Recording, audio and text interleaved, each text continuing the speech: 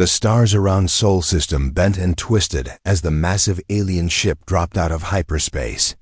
The vessel was beautiful in a way that hurt to look at directly.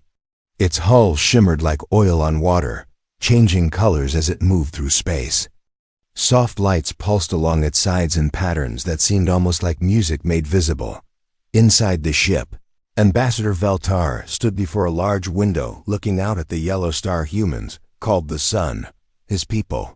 The Zephyrians were tall and thin with pale blue skin that glowed softly in dim light. Their bones were hollow like birds, and their movements were graceful and slow. Veltar had lived for over 800 years, and in all that time, he had never failed to bring a new species into the Galactic Confederation peacefully. He picked up a datapad with his long, delicate fingers and read through the reports about humanity once more. The information painted a picture he had seen many times before. Humans were young as a spacefaring species, having only just begun to explore beyond their home world. They had basic technology, simple governments, and showed all the signs of a species ready to join the greater galactic community. The reports described their planet as suitable for life, with vast oceans and diverse landscapes. There were notes about their agriculture, early manufacturing. Everything seemed normal. Everything seemed safe. Veltar had successfully contacted 47 species during his career, and humans appeared to be just like all the others. "Ambassador," came a soft voice behind him. Veltar turned to see his aide, Kess, floating a few inches off the ground. The young Etherean's translucent body rippled like water as she spoke. "The human vessel has been detected. They are approaching our position." Veltar nodded and moved toward the bridge. The ship's bridge was a wonder of curved surfaces and gentle lighting. No sharp edges existed anywhere, and the air hummed with a peaceful energy that kept everyone calm. The crew moved like dancers, each motion flowing into the next without effort or haste. On the main screen, a small human ship grew larger as it approached. The USS Harmony was a simple vessel compared to the Confederation ship. Its hull was dark gray metal with straight lines and hard angles. It looked functional rather than beautiful, built for purpose instead of art. "Open a communication channel," Veltar ordered in his melodic voice. The screen flickered, and suddenly they were looking at the bridge of the human ship. A woman in a dark blue uniform sat in the center chair. Her hair was black and pulled back severely, and her dark eyes studied the alien bridge with obvious curiosity. Behind her, other humans worked at various stations. They all moved with quick, precise motions that seemed almost aggressive to Veltar's eyes.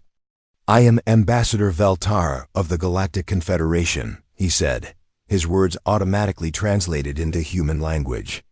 "We greet you in peace and friendship." The human woman stood and inclined her head slightly. "I am Captain Sarah Chun of the United Earth Space Force. We are honored by your contact and grateful for this opportunity." Veltar smiled, an expression that made his blue skin glow brighter. This was going exactly as it should. The humans seemed polite and reasonable. Captain Chun spoke clearly and showed proper respect. Her crew appeared disciplined and well organized. Everything about first contact was proceeding perfectly. "Captain Chun, we would be pleased to meet with you and your representatives. Perhaps we could arrange a gathering between our ships? There is much we would like to share with your people." Captain Chun nodded. "We would welcome such a meeting. I have a full diplomatic team aboard, including scientists and cultural specialists. When would be convenient for you?" "Time moves differently for our peoples," Veltar replied gently. "We are in no hurry. Perhaps in your next day period?" "That would be acceptable. We will prepare a shuttle." The communication ended, and Veltar felt the familiar warmth of another successful first contact beginning. He had done this so many times before. Tomorrow he would meet with the human representatives, share basic information about the Confederation, and begin the slow process of cultural exchange that would eventually lead to humanity joining the galactic community.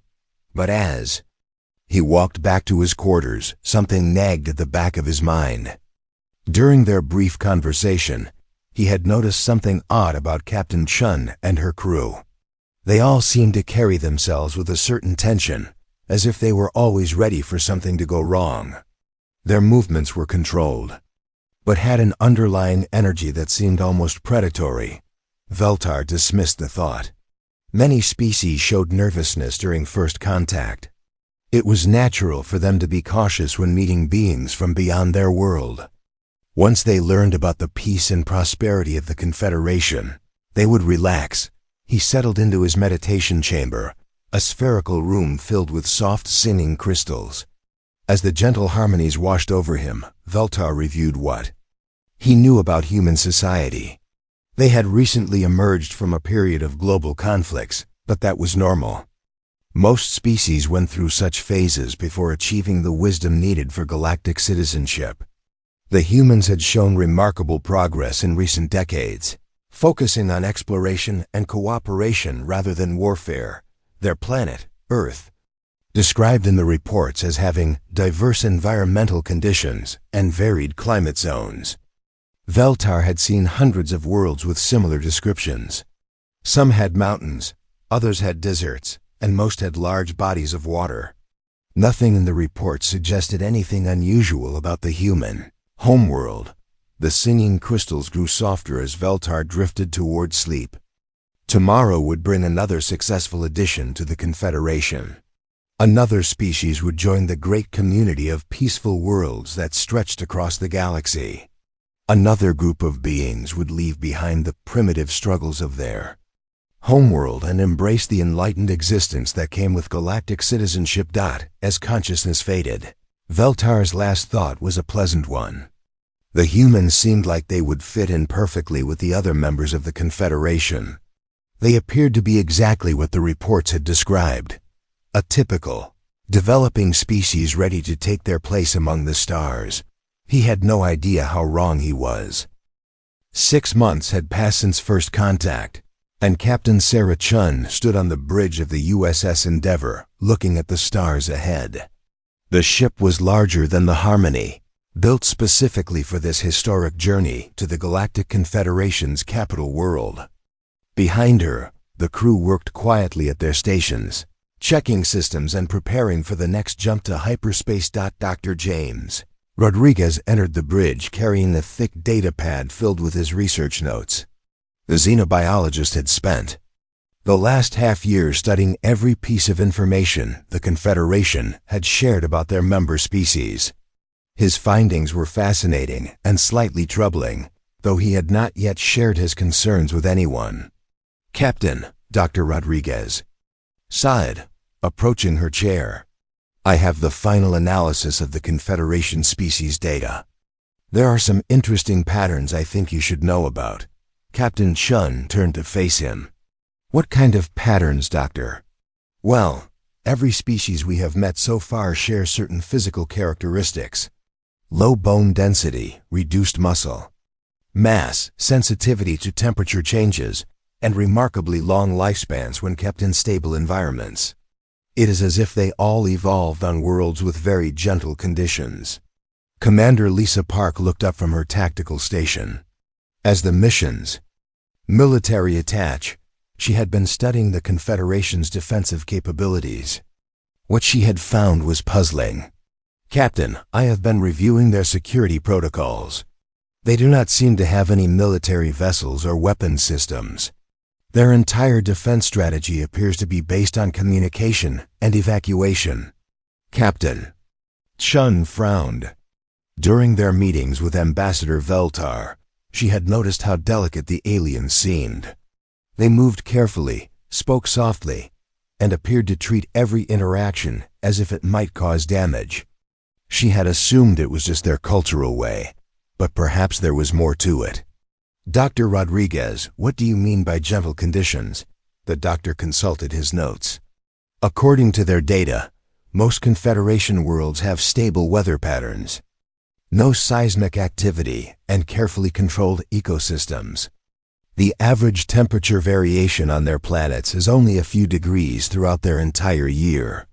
They seem to have never experienced what we would call natural disasters. Ambassador Michael Foster joined the conversation.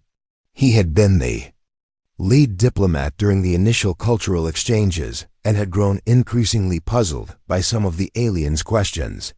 That would explain why they kept asking such odd questions about Earth's climate. They seemed particularly concerned about our weather patterns and geological stability. Captain Chun remembered those conversations. The aliens had asked detailed questions about earthquakes, storms, and seasonal temperature changes. When the human delegation had described a typical winter or summer, the aliens had looked disturbed. At the time, she had thought they were simply gathering scientific data. "Captain," came a voice from the communication station. "We are receiving a message from the Confederation vessel Serenity's Edge." The main screen flickered to life, showing Ambassador Veltar in his elegant bridge chamber. The alien's blue skin glowed softly as he spoke. "Captain Chun, we are honored to escort you through Confederation space. Our first stop will be the Kepler system, home to the Aquarians. They are eager to meet your delegation." "We look forward to the visit, Ambassador," Captain Chun replied. "How long until we arrive?" "2 of your days. The Aquarians have prepared a special welcome ceremony. They are particularly interested in learning about your ocean worlds." The communication ended, and the human crew returned to their preparations. Dr. Rodriguez continued studying his data, growing more concerned with each page. The physical characteristics of Confederation species were not just similar, they were almost identical. It was as if every member species had evolved in exactly the same type of environment.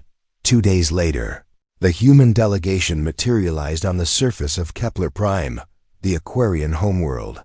The planet was beautiful beyond description. Crystal. Cities floated on calm, mirror-like seas under gentle pink skies. The temperature was perfectly comfortable, and a soft breeze carried the scent of unknown flowers. The Aquarians themselves were stunning creatures that looked like living water given form. They flowed rather than walked, and their voices sounded like musical streams.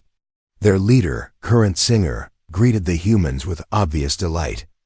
"Welcome, solid beings," Current Singer said, their voice rippling with harmonics. "We have heard much about your species. Tell us, do your people also live in harmony with the waters of your world?" Dr. Rodriguez found himself explaining Earth's oceans, but as he spoke, he noticed the Aquarians becoming increasingly uncomfortable. When he mentioned tsunamis, hurricanes, and the crushing pressure of deep ocean trenches, several of the aliens actually backed away from him. "Your waters sound very active," Current Singer said carefully. "Do these forces not damage your cities?" "Sometimes," Dr. Rodriguez admitted. "But we build our structures to withstand such events. Our coastal cities have seawalls and early warning systems." The Aquarians exchanged glances that the humans could not interpret. One of them asked, "Your people live despite these destructive waters? How do you survive when your environment attacks you?" Commander Park stepped forward, thinking she could help explain. "We do not think of nature as attacking us. These are simply the conditions of our world. We adapt to them." "Adapt?" Another Aquarian whispered. "You change yourselves to survive destruction?" The misunderstanding was growing, though the humans did not realize it yet. To the Aquarians, the idea of an environment that could kill its inhabitants was horrifying. The thought of a species that had evolved to survive such conditions was even more disturbing. The tour continued through several more systems over the following weeks. Each world they visited was more beautiful than the last. Floating gardens in space, cities carved from single crystals, worlds where the very air sang with music. Every planet was a paradise of controlled conditions and peaceful beings. But with each visit, Dr. Rodriguez's concerns grew. He began to understand that the Confederation had never encountered a species like humanity. Every member race had evolved on worlds that were gentle, stable, and safe. They had achieved peace not through choice, but because they had never known anything else. As the USS Endeavour approached the final jump point before Nexus Prime, Captain Chun gathered her senior staff in the briefing room. "I want everyone to be extra careful during our visit to the capital. I am beginning to think we may not understand each other as well as we thought." Dr. Rodriguez looked up from his notes. "Captain, I think the problem may be bigger than we realized. Based on everything I have seen, I believe we may be the first species they have encountered that evolved on what they would consider a hostile world." "What do you mean?" Ambassador Foster asked. "I mean," Dr. Rodriguez said slowly, "that they may see us not as potential allies, but as something entirely outside their experience. Something dangerous." Captain Chun stared out at the stars ahead, where the most advanced civilization in the galaxy waited to meet them. For the first time since beginning this journey, she wondered if humanity was truly ready for what they might find there. The capital city of Nexus Prime floated in space like a dream made real. Massive crystal spires twisted through the void, connected by bridges of pure light that pulsed with gentle energy.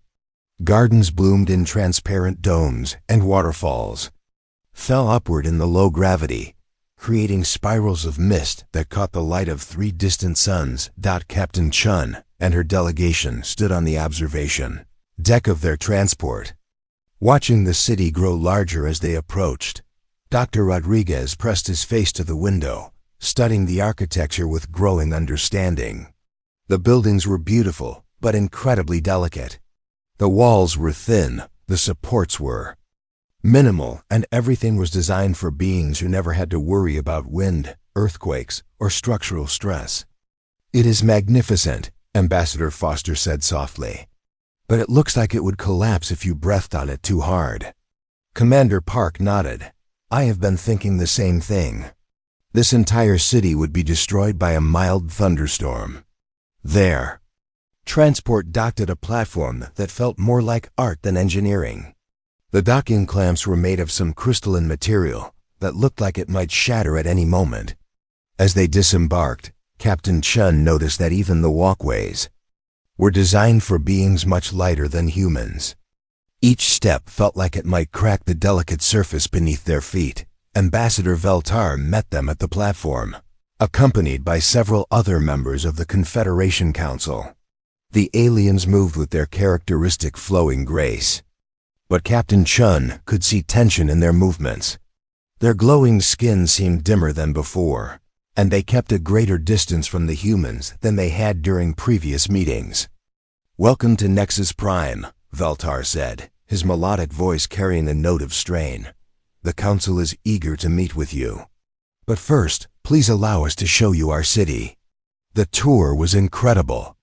They visited libraries that stored information in living crystals, gardens where plants grew in perfect harmony without soil or water, and workshops where artists shaped matter with their thoughts alone.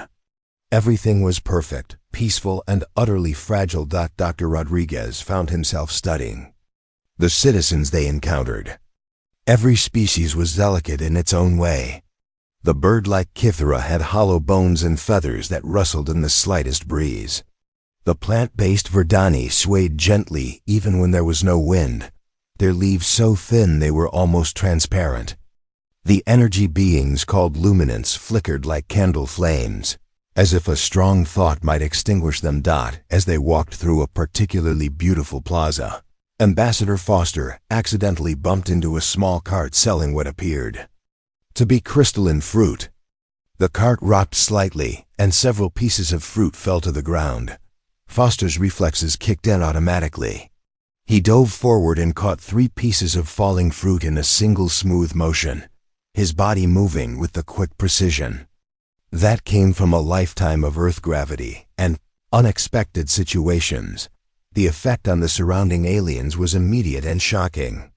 Every being in the plaza stopped moving and stared at the human. Several of the more delicate species actually retreated behind nearby structures. The cart vendor, a creature that looked like living glass, made a sound like wind chimes in a hurricane. "I am sorry," Foster said, setting the fruit gently back on the cart. I did not mean to startle anyone, but the damage was done. The aliens continued to stare at him with expressions that could only be described as fear. Veltar approached cautiously, his blue skin now pale and dim. "Ambassador Foster," he said carefully, "how did you move so quickly?" Foster looked confused. "I just caught some falling fruit." "It was a normal reflex." "Normal?" Veltar repeated. "You moved faster than our eyes could follow. And you did it without thinking, without planning." The tour continued, but the atmosphere had changed. The aliens whispered among themselves in languages the translators could not interpret. They pointed at the humans when they thought no one was looking. Several times, groups of aliens simply left the area when the human delegation approached. That evening, the formal dinner with the Confederation Council was held in the city's most prestigious meeting hall. The room was a marvel of engineering, with walls that seemed to be made of captured starlight and a ceiling that showed real-time views of distant galaxies. The table itself was grown from a single enormous crystal, so clear it seemed like the food was floating in mid-air. Captain Chun sat between Veltar and Council member Zithara, a being that looked like a cross between a butterfly and a flower. The conversation was polite, but strained. The aliens asked careful questions about human culture, avoiding any mention of Earth's physical conditions. Dr. Rodriguez found himself seated next to Council member Drift, one of the energy beings. As they spoke about human scientific achievements, Rodriguez reached for his water glass. It was made of the same delicate crystal as everything else in the city, designed for beings with minimal grip strength. The glass slipped from Rodriguez's fingers. Without thinking, he caught it in mid-air with his other hand. But his Earth-trained grip was too strong for the alien material. The glass shattered in his palm, sending crystal fragments scattering across the table.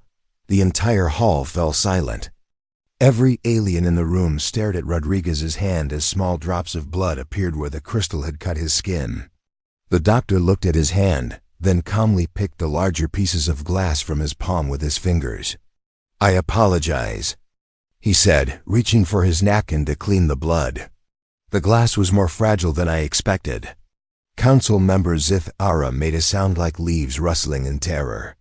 "You are bleeding," she whispered. "It is just a small cut," Rodriguez replied, wrapping the napkin around his hand. "It will heal in a few days." "Heal?" Another council member gasped. "You can repair damage to your body?"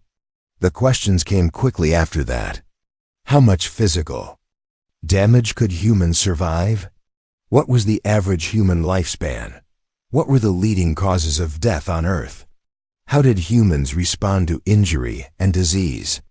As the humans answered honestly, the aliens around the table grew more and more disturbed. When Captain Chun mentioned that humans regularly lived 70 to 80 years despite accidents, diseases, and the dangers of their environment, several council members actually fainted. Finally, Veltar asked the question that changed everything. "Captain Chun," he said, his voice barely above a whisper, "what kind of world did your species evolve on?"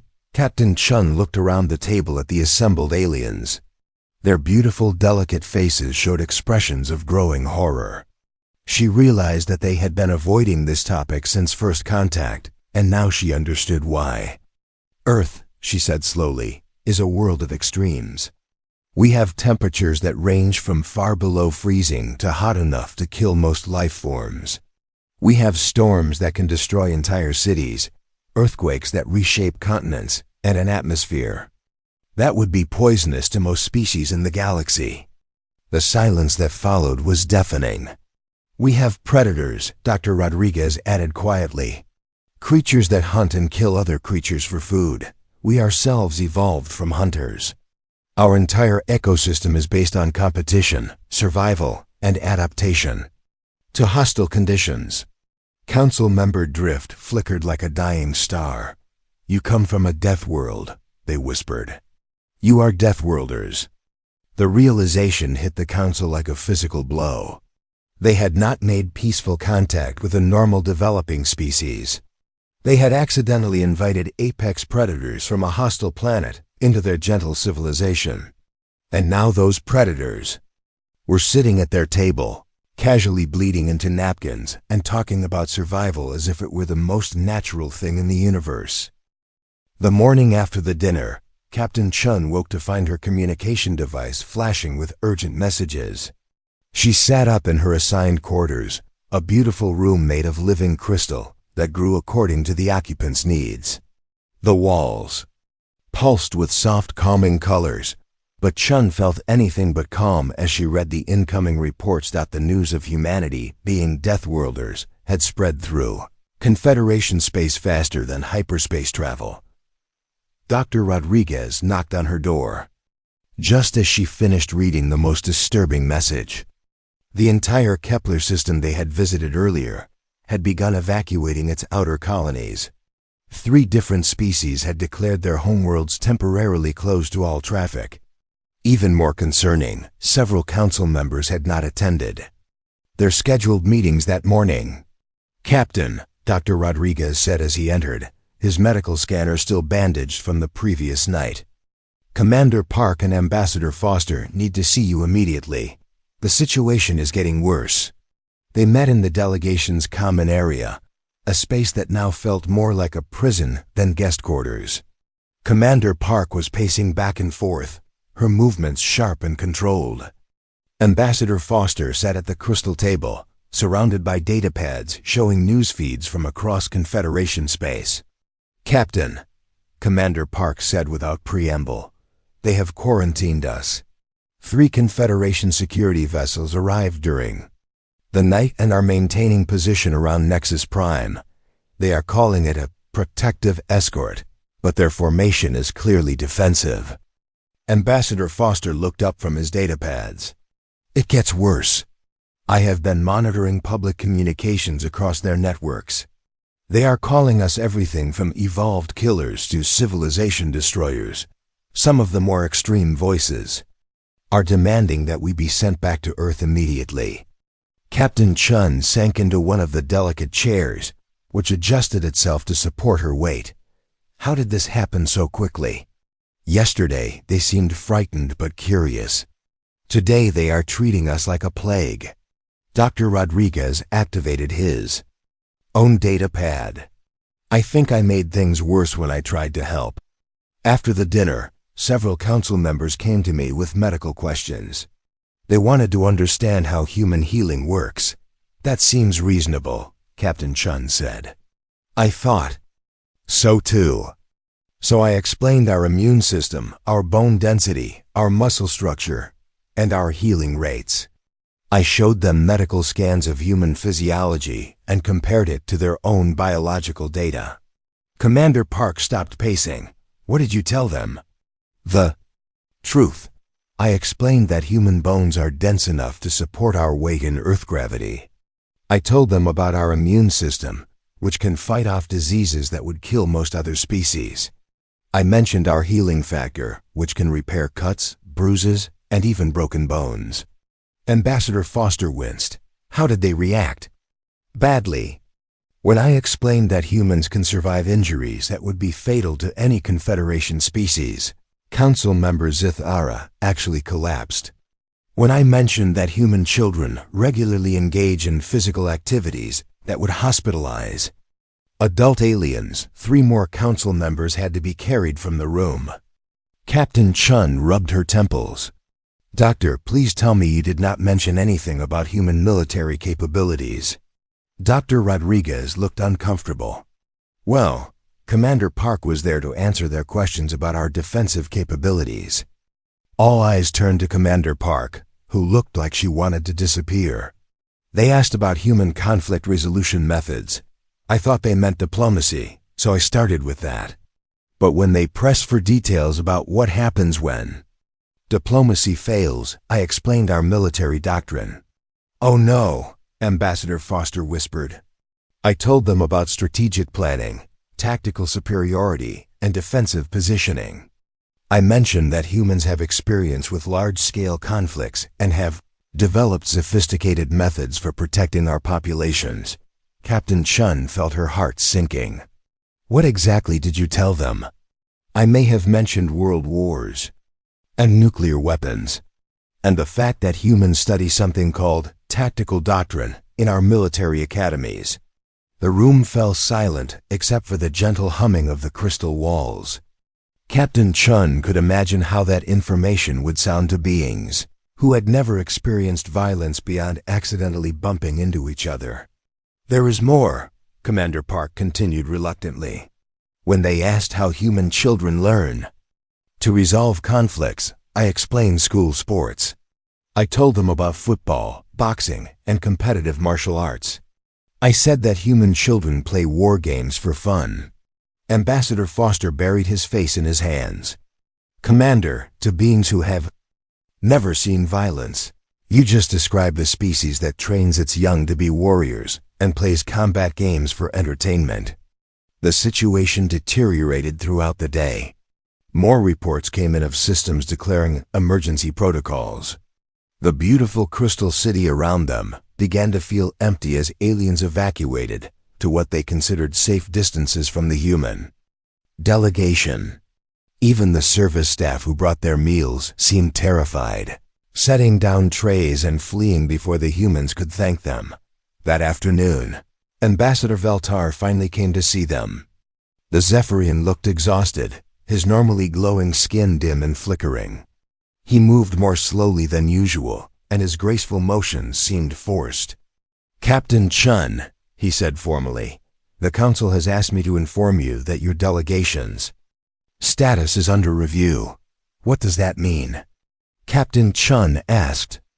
It means, Veltar said carefully, that there is significant debate about whether contact with your species is safe for Confederation citizens. Dr. Rodriguez leaned forward. Ambassador, I think there has been a misunderstanding. Yes, humans evolved on a dangerous world, but that does not make us dangerous to you. Veltar's skin flickered brighter for a moment. Dr. Rodriguez, yesterday you casually described survival techniques that would require emergency medical intervention for any Confederation species. You spoke of healing from injuries as if it were routine. You mentioned that human children engage in activities that would kill our adults. Commander Park tried to help, but we choose to be peaceful. We have moved beyond the need for violence in our civilization. Commander Park, Veltar replied, you described weapons capable of destroying entire planets. You spoke of military strategies designed to defeat enemies. You said that humans study warfare as an academic subject. The misunderstanding was complete. Everything the humans had said to reassure the aliens had only made things worse. The Confederation saw beings who had evolved to survive impossible conditions, who could heal from injuries that would be fatal to others, and who studied violence as a science. To them, humanity represented everything they had evolved beyond. The young humans in your delegation made it worse, Veltar continued. This morning, several of them decided to demonstrate human recreational activities. Captain Chun felt dread growing in her stomach. What did they do? They played something they called basketball. The Council watched the recording in horror. They saw humans throwing themselves into physical contact, celebrating aggressive defensive maneuvers, and treating collisions as amusing rather than traumatic. Ambassador Foster spoke up. Ambassador, surely you understand that these are games. Sports. They are not meant to harm anyone. Veltar's skin dimmed further. Ambassador Foster, what you call games would be classified as assault in Confederation space. What you call sports would require immediate medical intervention for any participant from our species. The room fell silent again. Captain Chun realized that they had reached a point where every attempt to explain human nature only made them seem more dangerous to these gentle beings. What happens now? She asked quietly. Veltar looked at each of them in turn. The Council meets tonight to decide whether humanity should be classified as a threat to galactic peace. Some members are calling for immediate termination of all contact. Others believe you should be contained to your home system. As the alien ambassador left, the 4 humans sat in their crystal prison, realizing that their peaceful mission had become humanity's first galactic crisis. Outside their windows, the beautiful city of Nexus Prime continued its gentle existence, now filled with beings who saw them not as potential friends, but as monsters from a nightmare world. The emergency alarm that woke Captain Chun was unlike anything she had heard before. Instead of harsh mechanical sounds, it was a series of musical notes that grew progressively more urgent. The crystal walls of her quarters pulsed with red light, and she could hear similar alarms throughout the city. She rushed to the common area, where her team was already gathering. Dr. Rodriguez was studying his scanner. Commander Park was checking the communication channels, and Ambassador Foster was trying to reach any Confederation official who would speak to them. "What is happening?" Captain Chun asked. "Unknown contact in the system," Commander Park reported. "Something just dropped out of hyperspace near the outer edge. The Confederation vessels are in full retreat. Through the transparent walls of their quarters, they could see the normally calm aliens of Nexus Prime moving with panic. The graceful beings who usually flowed like water now moved with jerky, desperate motions. Evacuation ships launched from the city's docking bays, and the beautiful crystal spires began retracting their more delicate structures. Ambassador Veltar burst through their door without ceremony, his blue skin flickering between bright fear and dim exhaustion. "Captain Chun, we need your help." The humans stared at him in surprise.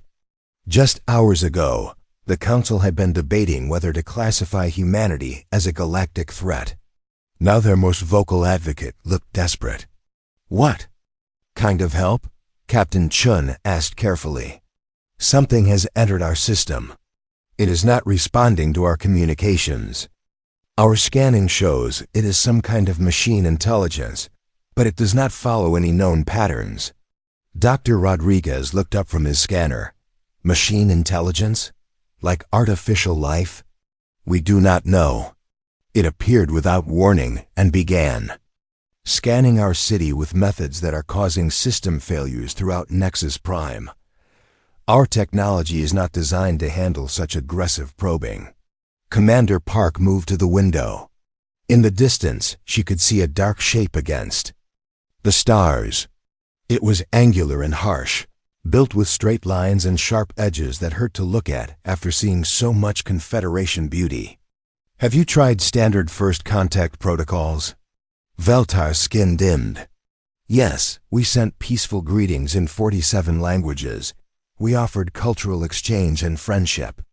We even tried mathematical concepts. It ignores everything we send." Captain Chun understood the problem immediately. The Confederation's entire approach to contact was based on finding peaceful, rational beings like themselves. They had no experience dealing with something that simply did not care about their offers. "A friendship." "Ambassador," she said slowly, "what exactly are you asking us to do?" Veltar looked at each of the humans in turn. "You are Deathworlders. You evolved in conditions that would destroy us. You understand survival in ways we never could. Maybe you can succeed where we have failed." The irony was not lost on any of them. The same qualities that had made the Confederation fear humanity might now be exactly what they needed. "What are our parameters?" Commander Park asked, slipping into tactical mode. "Are we authorized to make contact? Do we have permission to act on behalf of Earth?" "The Council has granted you full diplomatic authority," Veltar said. "And if diplomacy fails... He did not finish the sentence, but the meaning was clear. If peaceful contact failed, the humans were authorized to do whatever Deathworlders did when peace was not an option. Captain Chun gathered her team quickly. Dr. Rodriguez would analyze the alien machine scanning methods and try to understand its technology. Commander Park would assess its capabilities and determine if it posed a genuine threat. Ambassador Foster would attempt communication using human protocols. Captain Chun would coordinate everything. They moved to Nexus Prime's communication center. A beautiful chamber where crystalline formations amplified thoughts into signals that could cross space. The delicate alien technicians scattered as the humans entered. Their movements quick and frightened. Dr. Rodriguez immediately began studying the readings from the alien probe. "Captain, this is fascinating. The machine is using scanning techniques. That would overload most Confederation technology, but they are actually quite primitive by our standards. It is like watching someone use a sledgehammer to crack an egg. Can you adapt our systems to communicate with it?" Captain Chun asked, already working on it. The machine is not trying to be destructive. It is just built for much more robust conditions than anything the Confederation has encountered. Ambassador Foster began crafting messages using human diplomatic protocols. Instead of the gentle flowing language favored by the Confederation, he used direct, simple statements. Instead of offering friendship, he focused on practical information exchange. Commander Park monitored the machine's movements and realized something important. "Captain, this thing is not aggressive. It is just ... thorough. Look at its scanning pattern. It is trying to understand everything about this system, but it is doing so with the assumption that anything worth studying should be able to handle intensive investigation." Captain Chun saw the solution forming. It is like us. It comes from a place where being gentle can get you killed. Within hours, they had established basic communication with the machine intelligence. It called itself a Zerian probe, sent from a civilization of artificial minds that had evolved in the deadly radiation fields around a neutron star. To them, the kind of intensive scanning that was crippling Confederation technology was barely noticeable. The probe was not hostile. It was curious. It had detected the unusual energy signatures of Nexus Prime and had come to investigate. It had tried to communicate, but its signals were so powerful they overwhelmed the delicate Confederation receivers. Dr. Rodriguez worked with the probe to modify its scanning methods. Commander Park helped it understand why its presence was causing panic. Ambassador Foster established the protocols that would allow it to study Confederation technology without destroying it. Most importantly, Captain Chun realized that this crisis had changed everything. The Confederation had faced their first genuine emergency in recorded history, and the peaceful beings who had feared humanity's violent nature now understood why such evolution might be necessary. Ambassador Veltar found Captain Chun as the crisis was ending. The probe had gathered the information it needed and was preparing to leave. Its communication methods now adjusted to avoid damaging delicate systems. "Captain," Veltar said, his skin glowing brighter than she had ever seen it, "the Council wishes to apologize. We feared you because we could not understand how beings like you could choose peace." "And now?" Captain Chun asked. "Now we understand that choosing peace is only meaningful when you are capable of something else. We have been peaceful because we had no other option. You are peaceful despite being capable of war. That makes your choice far more valuable than ours." The probe departed, leaving behind new communication protocols and a galaxy that had learned an important lesson. The Confederation voted unanimously to grant humanity a unique position: emergency consultants. Too dangerous to integrate normally, but too valuable to ignore. As the USS Endeavor prepared to depart for Earth, Captain Chun received one final message from the Confederation Council. Humanity would be welcome in their space, not as citizens, but as guardians. When the gentle beings of the galaxy faced threats they could not understand, they would call upon the Deathworlders, who had learned to survive in impossible conditions. The humans returned to Earth with a new understanding of their place in the universe. They were not conquerors or destroyers, they were survivors. And sometimes, a peaceful galaxy needed survivors to protect the peace. Veltar's final log entry would become required reading in Kotsuvit. Confederation schools, the humans' greatest strength is not their capacity for violence, but their ability to choose restraint despite being perfectly capable of destruction. In a galaxy of beings who are peaceful by necessity, they alone are peaceful by choice.